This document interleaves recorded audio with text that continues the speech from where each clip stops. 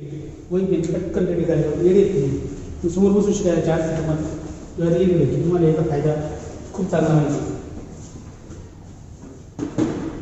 दोन लाईन्स मागच्या लेक्चरमध्ये आपण 5 डिफरन्स मागच्या 2 लेक्चर्समध्ये आपण 5 डिफरन्स ॲनालिटिकल ट्रीटमेंट, त्याची थेरी, इंटरफरन्स पॅटर्न तो कसा मिळवायचा, स्टेडी इंटरफरन्स पॅटर्न कसा असेल, त्याच्या मस्ट कंडिशन्स याचा अभ्यास केला. त्याचबरोबर आपण इंटरफरन्स पॅटर्नमध्ये इंटरफरन्स 2 प्रकारचे होतात, कन्स्ट्रक्टिव्ह इंटरफरन्स आणि डिस्ट्रक्टिव्ह इंटरफरन्स.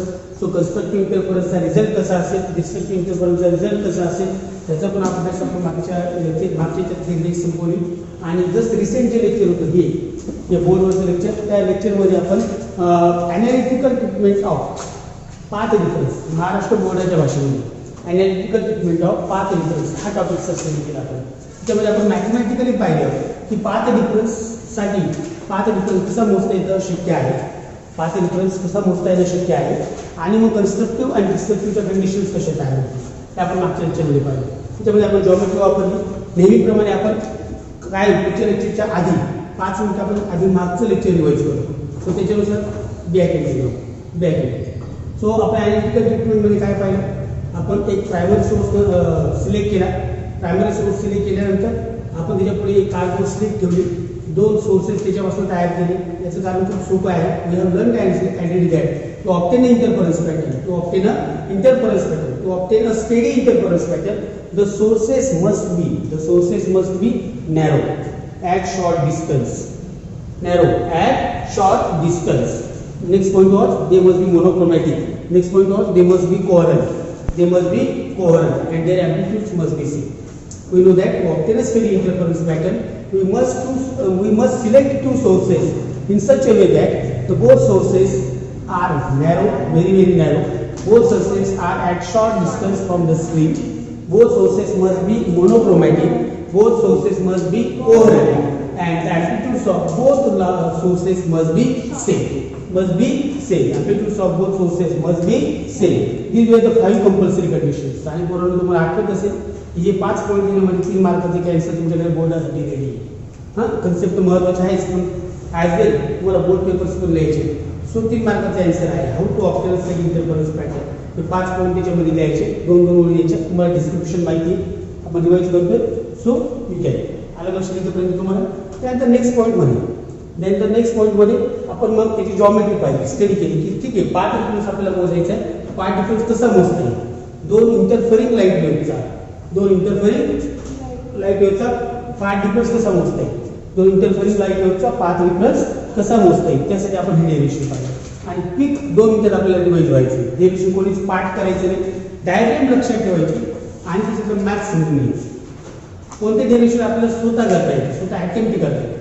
डायग्राम काढल्यानंतर तुम्हाला डायग्राममध्ये जे काही दिसते ते तुमचं इंट्रोडक्शन डिस्क्रिप्शन तिथंच झालं, आणि नंतर मॅथमॅटिकल स्टेप लिहायची असते.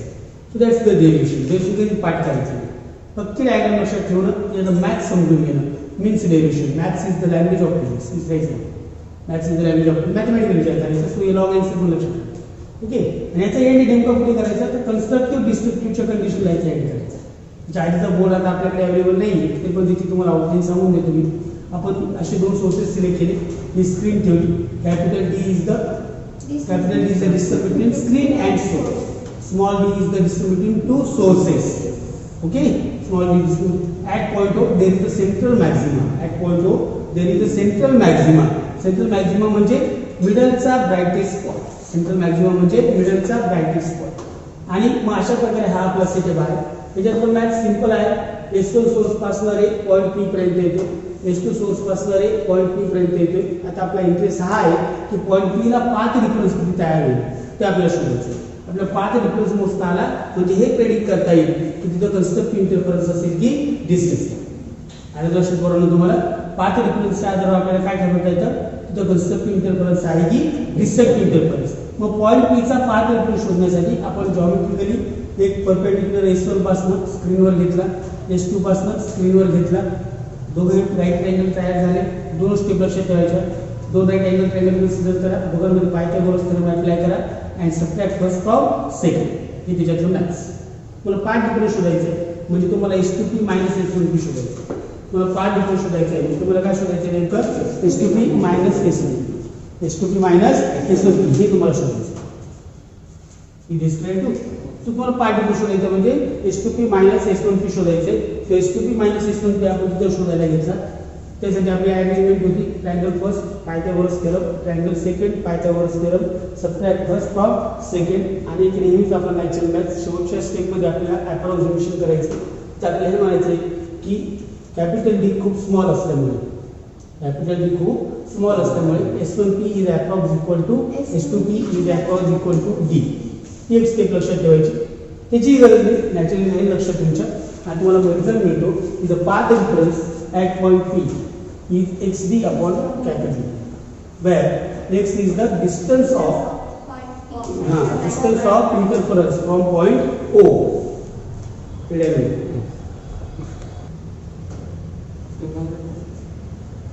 Path difference is equal to तीन मध्ये का कपडे घेऊन path difference is equal to xd upon D. Path difference is equal to xd upon d. इथं x आपल्या डायग्राम मध्ये the distance of point P from O आहे. जनरल कसं सांगायचं, कारण हा फॉर्म्युला तुम्हाला न्यूमेरिकल्स मध्ये वापरायचा आहे. बरोबर, काही इंटरेस्टिंग न्यूमेरिकल्स बोर्डात पण आणि एंट्रन्स एक्झाम्स मध्ये पण ह्या फॉर्म्युला येतात. जसं there is a 17th bright band from the centre. मग तिथं पाथ डिफरन्स मोजायला सांगतात किंवा मग वेव्हलेंथ मोजायला सांगतात. आलं लक्षात तुम्हाला. किंवा मग तुम्हाला अप अँड डाऊन पॅटर्न मध्ये कोणत्या तरी नंबरचा डार्क बँड सांगितलेला असतो, कोणत्याही नंबरचा तुम्हाला वगैरे वगैरे. तिथं तुम्हाला फॉर्म्युलाचा ऍप्लिकेशन आहे. प्लस पुढे अजून एक 5 मार्काचा महाराष्ट्र बोर्डासाठीचा महत्त्वाचा प्रश्न आहे, यंग्स बायफिजिकल एक्सपेरिमेंट म्हणून. यंग्स डबल स्लिट एक्सपेरिमेंट, त्याला जोडून बायफिजिकल एक्सपेरिमेंट हा एक 5 मार्काचा प्रश्न आहे. बोर्डासाठी तो आहेच. ॲज वेल त्याचे जे फॉर्म्युला आपण पाहतोय तिथं 2-3 महत्त्वाच्या बेसिक कन्सेप्ट तुमच्या एंट्रन्सच्या रिपीट होतात. आणि त्याचबरोबर एंट्रन्समध्ये पण याच्यावर MCQ पॉसिबल आहे त्या फॉर्म्युल्याच्या यूजवर. आणि 12th कंटेंट आहे ते, सो तो फॉर्म्युला समजणं महत्त्वाचं आहे. सो हा फॉर्म्युला पाथ डिफरन्स आहे लक्षात. पाथ डिफरन्सचा अर्थ काय घ्यायचा आहे, एका विशिष्ट पॉईंटला इकडून एक रे पोहोचला, इकडून एक रे पोहोचला कोणत्याही दोन दिशांनी. ह्या रेने किती डिस्टन्स कट केलं आणि ह्या रेने किती डिस्टन्स कट केलं त्याला आपण पाथ डिफरन्स म्हणतो. आलं लक्षात तुम्हाला. पहिल्या रेने किती डिस्टन्स कट केलं, दुसऱ्या रेने किती डिस्टन्स कट केलं, ह्या दोन डिस्टन्स मधला डिफरन्स म्हणजे पाथ डिफरन्स. हे लक्षात ठेवा. तर it is the path difference. मग इथं पाथ डिफरन्सचा formula xd upon d. Generally speaking small x is the distance. हे बघा इथं ह्या फॉर्म्युल्यामध्ये, ह्या लेसनमध्ये, ह्या फॉर्म्युल्यामध्ये आणि तेच नोटेशन रिपीट असल्यामुळे काही ठिकाणी गोंधळ होतो. सो इथं नीट लक्षात ठेवा, small x is the distance of interference point. Small x is the distance of interference point from the central maximum or from the middle of screen. From the middle of screen. Small x is the distance between point of interference and central maximum. Small x is the distance between point of interference. जेव्हा मी म्हणतो की distance of 19th bright band, the distance of 19th bright band from center, त्यास मी small x विषयी बोलत असतो. आपण म्हणतो ना the distance of 15th dark band, the distance of 15th dark band from central maximum, distance of 15th dark band from central maximum. ही शब्द आपण जेव्हा वापरतो, हे शब्द आपण जेव्हा वापरतो त्यावेळेस आपण याचा मिनिंग काय होतो की स्मॉल एक्स. आपण कशी बोलतो बरोबर, स्मॉल एक्स. आपण ते small d is the distance between two interfering sources. Small d is the distance between two interfering sources. And capital D is the distance between screen and sources. Screen and sources. हे लक्षात ठेवा. म्हणजे दोन sources पासून इथलं हे distance small D, इथलं नाही. ऍक्च्युअली डिस्टन्स खूप स्मॉल असतं, म्हणजे जवळपास 90 ते 37 डिस्टन्स आहे ते. पण प्रॅक्टिकली स्पीकिंग आपल्या न्यूमेरिकलसाठी ते परफेक्ट मिनिंग काय, the distance between sources and screen is capital. मग तो फॉर्म्युला लक्षात ठेवा. It was a casual one. We know that concept interference pi difference must be even multiple of lambda by 2, where n is 0, 1, 2. Pi difference must be even multiple of lambda by 2. And don't try to learn it by heart. Everything has to be not learned. Just remember the basic and proper procedure. You can automatically obtain the necessary things. So same way, we know that it is the even multiple of lambda by 2. It is the even multiple of lambda by 2. So for the same sake, we can compare the pi difference with the even multiple. आपण part difference compare करायचं आहे even multiple कोणासाठी, constructive इंटरफरन्ससाठी. हे पुढचं काहीच पाठ करायचं. It's just a formality. It is just a formality. It's a kind of formality. Have got me exactly? मला का बरोबर लक्षात तुम्हाला येतं. इथे एवढं लक्षात ठेवा की पाथ डिफरन्स हा इव्हन मल्टिपल आहे लॅम्बडा बाय 2चा आणि मग त्याला आपण ह्या फॉर्म्युलाशी कंपेअर करणार. बाकी पुढे मॅथ्स आहे, पाठ करायची गरज नाही. कल्पना गोष्ट आपली माहिती डिस्ट्रक्टिव्ह इंटरफरन्स मध्ये path difference is the odd multiple of lambda by 2. विसरू नका इथे येऊन 1 ला स्टार्ट होतो आणि इथे इथे स्टार्ट होतो. तुम्हाला जेव्हा क्वेश्चन सोडवायचे असतील, MCQ सोडवायचे असतील, न्यूमेरिकल सोडवायचे असतील तर काउंटिंग महत्वाचं. 11th bright band from centre, 6 dark band from centre. असे काउंटिंग नंबर जेव्हा तुम्हाला येईल की 11, 6, 18 बँड बँड हे शब्द जेव्हा तुम्हाला येतील सॉल्व्ह करण्यासाठी तेव्हा तुम्हाला काउंट कसं केलंय कुठून केलंय हे समजणं खूप गरजेचं आहे. अदरवाईज गोंधळ गोंधळ. सेंट्रल मॅक्झिमाला ब्राइटेस्ट बँड आहे त्याला आपण 0 म्हणतो काउंट करताना. तो काउंट म्हणतो पण तो काउंट केला तर मॅथ्स बदलेल, इथलं मॅथ्स बदलेल. तो काउंट नाही केला तर मॅथ्स बदलेल. त्यामुळे तुम्हाला सांगितलं की ह्या प्रोसिजर्स मागचं लेक्चर, आजचं लेक्चर आणि उद्याचं लेक्चर या 3 लेक्चरमध्ये प्रोसिजर्स नीट लक्षात ठेवा. आणि ज्यांना ऑप्टिक्स म्हणजे अडचणी अजून पण येईल, ऑप्टिक्स एक मेन पार्ट आहे त्यांच्या. आपलं टार्गेट आहे 150+ CET. सो त्या टार्गेट हिशोब विचार केला तर आपण हवं तर 10th आणि 11th ऑप्टिक्स स्पेशल 3 लेक्चर बनत घेऊ. आता आपल्याकडे वेळ बरोबर आहे कसं करायला तुम्हाला ते सांगून काही बेसिक पक्के करून घेऊ. त्याच टाइम हे पण लक्षात ठेवा की डिस्ट्रक्टिव्ह इंटरफरन्स असेल, कन्स्ट्रक्टिव्ह असेल, हाऊ टू काउंट खूप महत्त्वाचं आहे. तुम्ही जेव्हा 11th ब्राइट बँड म्हणतात त्यावेळेस तुम्हाला इकडे इव्हन नंबर दुसरा कॅल्क्युलेट करायचा आहे. जेव्हा तुम्ही 13th डार्क बँड म्हणतात तेव्हा तुम्हाला ऑड मल्टिपल कडे बघायचं आहे. पण यांची स्टार्ट लक्षात ठेवा. आला लक्षात तुम्हाला बरोबर. सो इथं फक्त हीच कंडिशन लक्षात ठेवा. Odd multiple of lambda by 2. Odd मल्टिपलला कोणाशी कंपेअर केलं? आपल्या पार्ट डिफरन्सवर फॉर्म्युलेशन. ऑड मल्टिपलला कोणाशी कंपेअर केलं आपण? आपल्या पार्ट डिफरन्सवर फॉर्म्युलेशन. बस तुमचं काउंटिंग स्टार्ट. आलं लक्षात तुम्हाला व्यवस्थित. आणि हे सर्व याच्यातलं मॅथ शिकल्यानंतर डेरिव्हेशन शिकल्यानंतर हे सर्व झाल्यानंतर एक नॅचरल गोष्ट लक्षात ठेवा की इंटरफरन्स पॅटर्न दिसतो कसा आपल्याला समोर. तुमच्यासमोर तुम्ही जर अशी स्क्रीन म्हणजे हा सोर्स आहे, ही स्क्रीन आहे, या सोर्सची तुम्ही इथे इंटरफरन्स ऑप्टेन केला, तो पॅटर्न ऑप्टेन केल्यानंतर तुम्ही ती स्क्रीन तुमच्या समोर अशी आणली. तुम्ही असा तो इंटरफरन्स पॅटर्न तुम्हाला पाहिला तुम्हाला कसा दिसेल? सेंटरला ब्राइटेस्ट बँड, त्याच्या खाली डार्क, परत ब्राईट, परत डार्क, वरती परत डार्क, सॉरी सेंटरपासून वरती डार्क, परत ब्राईट, परत डार्क, असा तो पॅटर्न दिसेल. हे सेंटरचा बँड तुम्हाला हा सेंटरचा बँड जो पट्टा असेल डार्क किंवा ब्राईट जो पट्टा असेल तो पट्टा सेंटरचा तुम्हाला खूप ब्राईटेस्ट दिसेल. कसा दिसेल? ब्राईटेस्ट. त्याच्यावरती डार्क ब्राईट अशी रचना, त्याच्या खाली पण डार्क ब्राईट अशी रचना. आणि बरेचसे इंटरचे न्यूमेरिकल्स MCQs हे तुम्हाला ह्या काउंटिंगवर आधारित विचारले जातात. तुम्हाला find the distance between 18th bright band above the central maxima and 21st dark band below the central maxima. तुमच्याकडे चित्र आलं पाहिजे. अबोव वरचा 18, बिलो खालचा 21वा, खालचा 21वा. तुम्हाला ती काउंटिंग असणार. आणि लक्षात घ्या हे काउंट करताना सेंट्रल मॅक्सिमा तुम्ही काउंट केलेली आहे तुम्ही एक्झॅक्टली. त्यामुळे ती काउंटिंग नीट लक्षात घ्या. आपण त्याच्यावरचे हे 2 डेरिव्हेशन मोठे क्वेश्चन संपले का त्याचे एक 2 स्पेशल न्यूमेरिकल तुम्हाला घेऊन देतो. How to count. कोण कितवा आहे ठीक आहे, पण तो सेंट्रल मॅक्सिमम पासून ते कसा काउंट करायचा, सेंट्रल मॅक्सिमम केव्हा कन्सिडर करायचा काउंटिंगमध्ये केव्हा करायचा नाही, ते टेक्निक तुम्हाला 1-2 न्यूमेरिकलमध्ये समजून हे 2 क्वेश्चन लगातार पूर्ण झाल्यानंतर. सो ही आपली मागची रिव्हिजन होती. 15 मिनिटं दिली आपण रिव्हिजनला, पण इट्स ओके.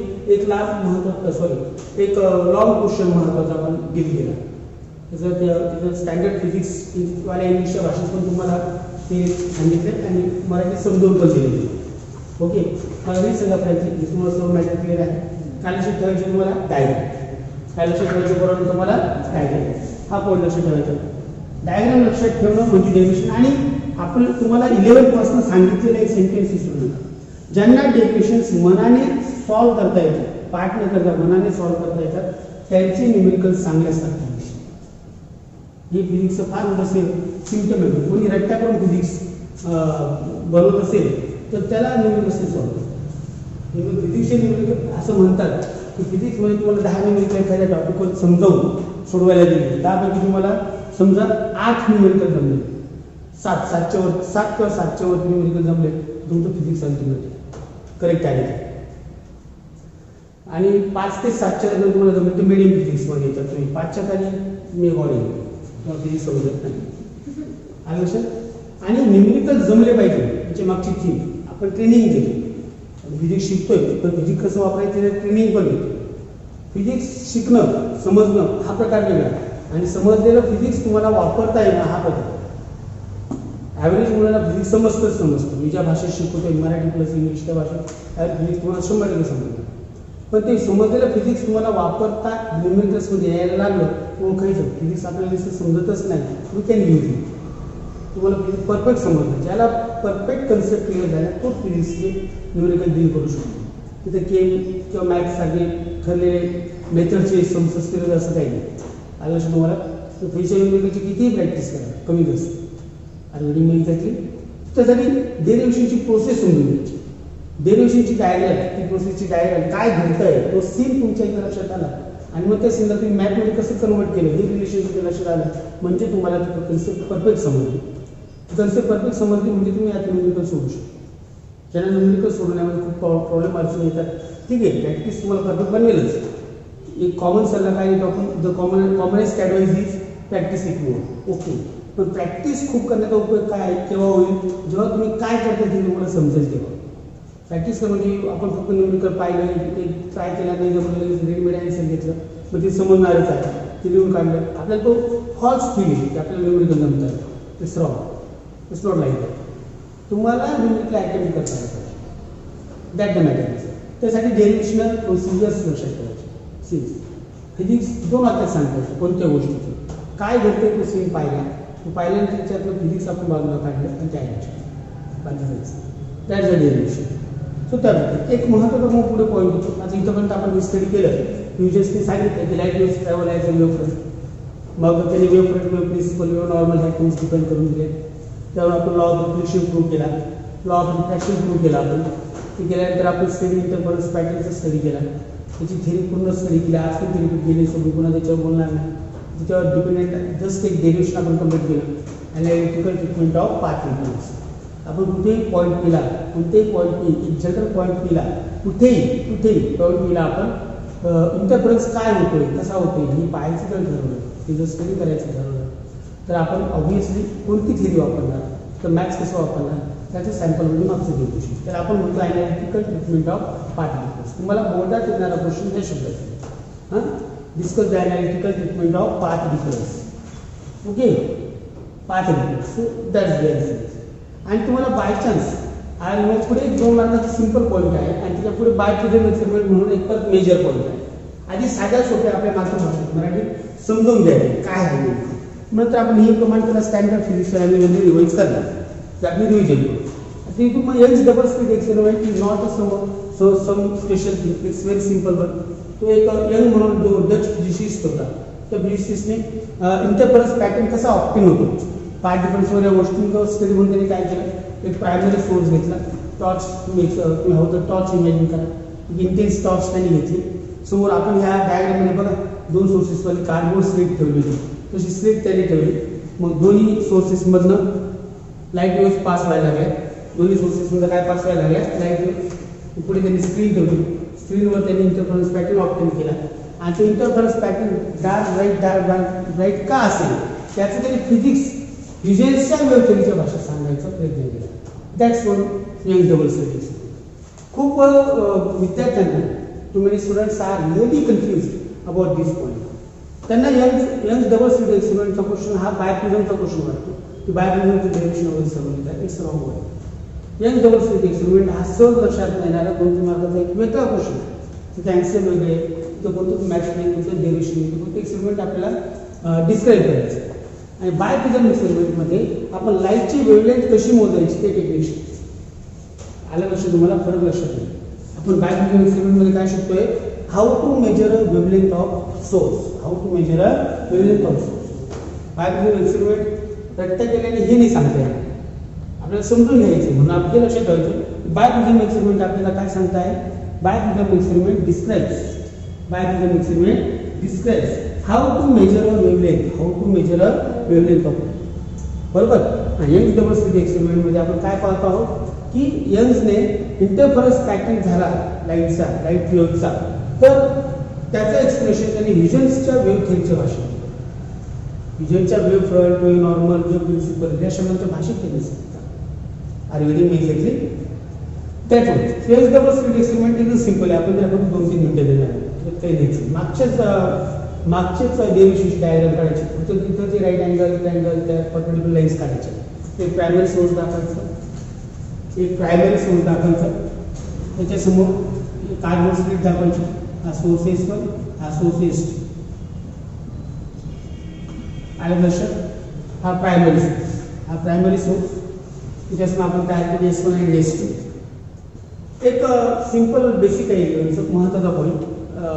खूप जणांना ते शब्द खूप वेळा जातात, पण त्याचा प्रॉपर मिनिंग सांगते.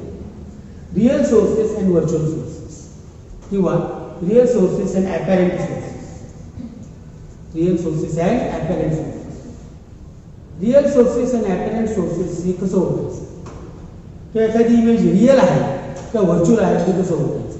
आपण ऑप्टिक्समध्ये 10वीला पास नाही का, तो कॉन्केव्ह लेन्स आणि कॉन्व्हेक्स लेन्सचा टेबल, कॉन्केव्ह लेन्स आणि कॉन्व्हेक्स लेन्सचा टेबल आपण 10वीला पाहतो ना बरोबर. सो तो कॉन्केव्ह लेन्स, तो कॉन्व्हेक्स लेन्सचा जो टेबल आहे तिथं बघा शब्द असतात, रिअल इमेज, व्हर्च्युअल इमेज. हे मॅटर नेमकं काय आहे? What the thing is all about. So real sources म्हणजे जिथून लाईट रेज इमर्ज होतात ते रिअल सोर्सेस. फक्त इमर्ज शब्द लक्षात. जिथं रिअल लाईट रेज एकत्र येतात त्यामुळे इमेज तयार होते ती रिअल इमेज.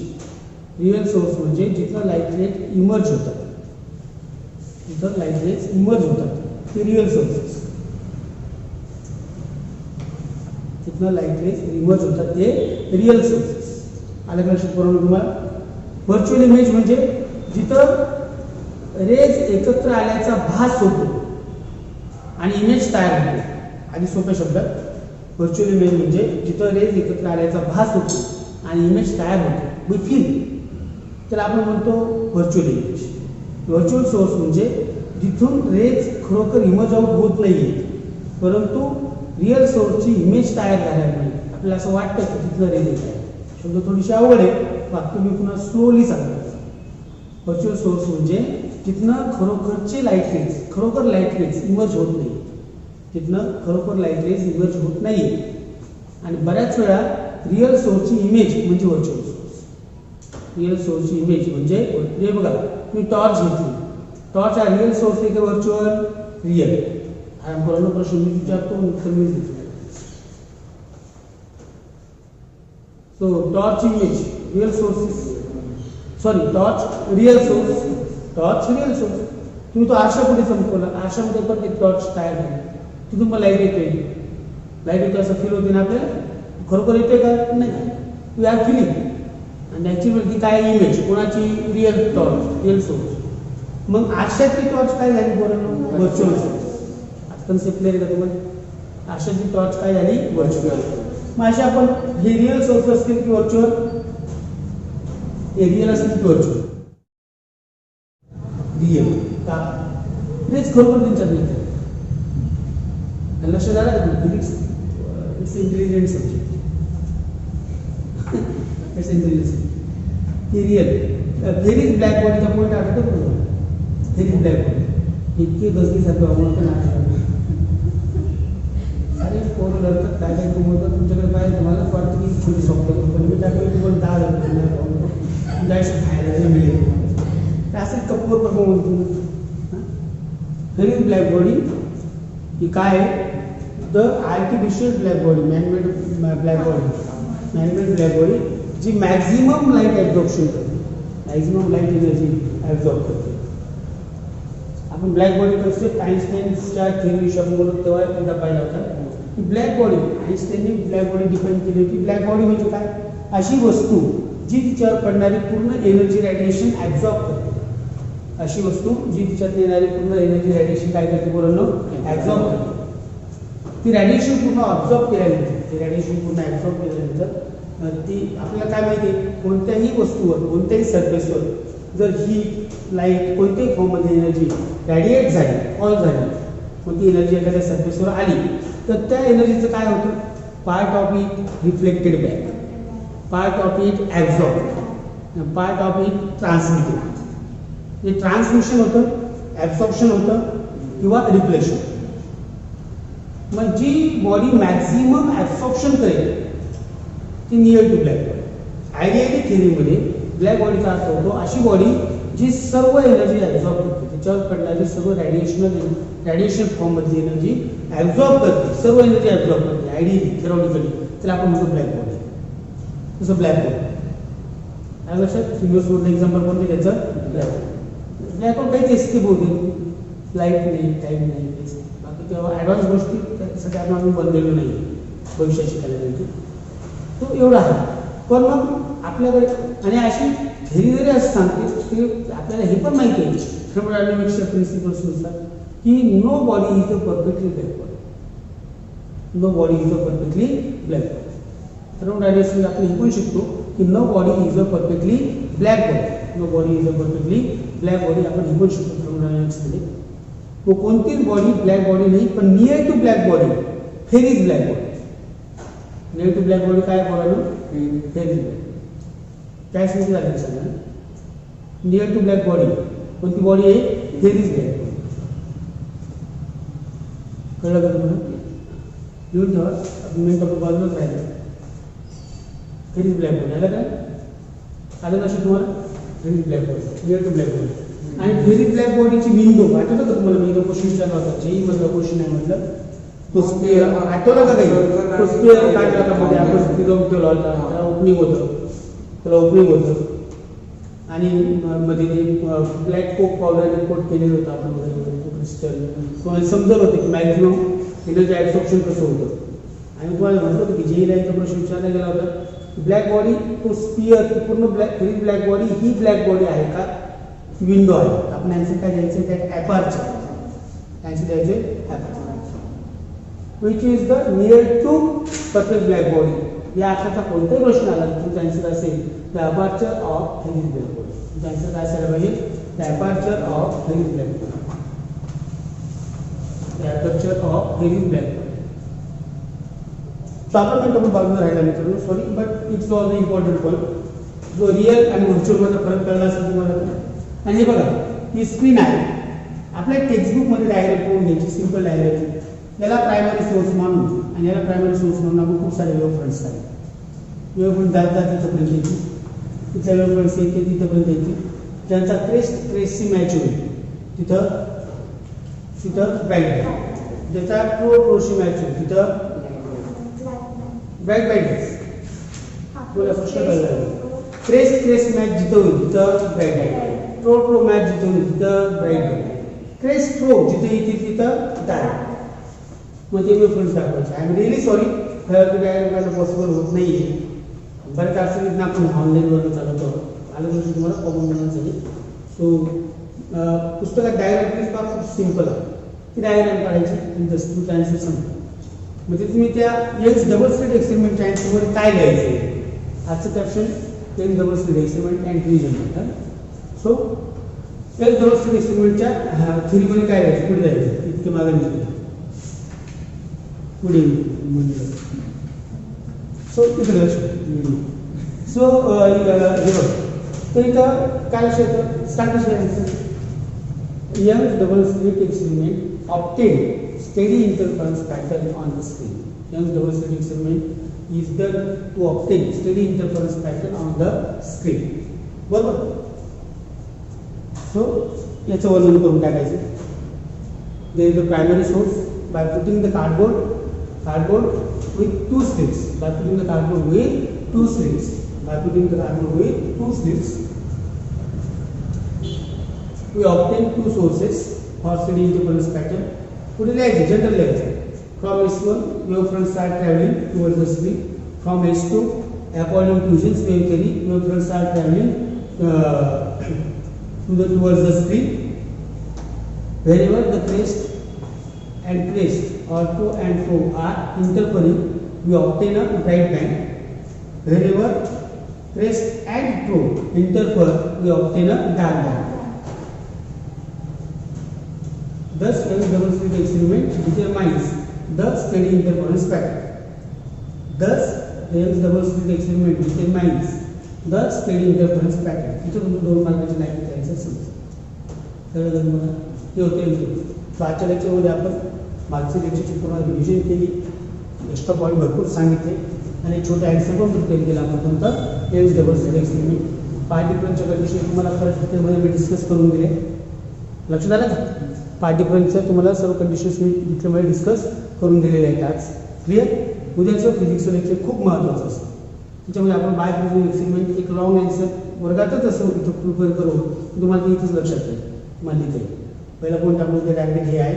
आणि बाय प्रिझम एक्सपेरिमेंट नीट समजलं तर फॉर्म्युला वगैरे ते सर्व नीट समजलं, कसं मोजलं वगैरे काय ते भरपूर सारे न्यूमेरिकल्स, कारण बाय प्रिझमच्या एक्सपेरिमेंटवर आधारित न्यूमेरिकल तुम्हाला जर आलं तुम्हाला आधी एक्सपेरिमेंट माहिती पाहिजे. लक्षात येते का तुम्हाला ते न्यूमेरिकल समजणारच नाही. आणि कळतं मला काय म्हणायचं? सो बाय प्रिझम एक्सपेरिमेंटची प्रोसिजर माहिती असणं खूप महत्त्वाचं आहे. सो उद्याचं लेक्चर खूप important, biprism experiment very डिटेल्समध्ये, त्याचं लगेच ॲप्लिकेशन पण आलं लक्षात करून तुम्हाला. आणि त्याच्या निमित्ताने परत काही महत्त्वाचे पॉईंट्स रिवाईज होतील, जसं कॉन्ज्युगेट फोकाय नावाची कन्सेप्ट, कॉन्ज्युगेट फोकाय वगैरे हां, निकॉल्स प्रिझम म्हणजे काय ते तुम्हाला समजेल. त्यात बाय प्रिझम का म्हणतो आपण ते समजेल. आलं लक्षात करून तुम्हाला. आणि कॉनिक लेन्सचा वापर करून स्क्रीन कशी शॉर्ट करायची त्याचा अर्थ तुम्हाला समजेल. सो बाय प्रिझम एक्सपेरिमेंटच्या निमित्ताने काही तुम्हाला सब रुटीन्स हे छोटे टॉपिक्स रिवाईज होणार आहेत. लेन्स थोडी रिवाईज करून देईल मी तुम्हाला त्या निमित्ताने. लेन्स थोडीशी डिटेल करून देईल. हां, लेन्स बेसिक्स आपण त्याच्यामध्ये येऊन जातील शिकवताना. सो त्याचं एक खूप महत्त्वाचं लेक्चर असेल. सो उद्या भेटूया पुढच्या लेक्चरमध्ये. उद्या आपल्याला मॅथ्सचं पण लेक्चर रेकॉर्डिंग स्टार्ट करायची. हां, 40 असतील. ओके.